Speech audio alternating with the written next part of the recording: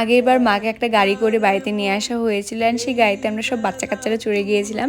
এবার যেহেতু ভ্যানে করে নিয়ে আসা হচ্ছে, তাই দাদু বললো তোমরা সবাই মিলে বাইকে টোটো করে চড়ে দোকান অবধি যাও, আমি মাকে নিয়ে হাঁটি হাঁটি নিয়ে আসছি, তারপর সেখান থেকে সবাই নাচতে নাচতে বাড়িতে নিয়ে যেও।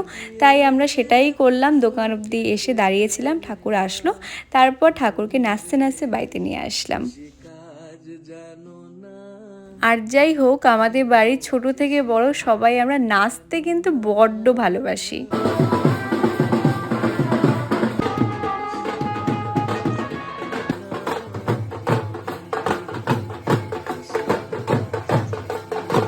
আমাদের নাচ শুরু হলো তো আর শেষের নাম নেয় না, তাই ঠাম্মা বারবার বলছিল যে বৃষ্টি নেমে যাবে, আগে ঠাকুরকে ভেতরে ঢুকতে দে, তারপরে তোরা নাচ।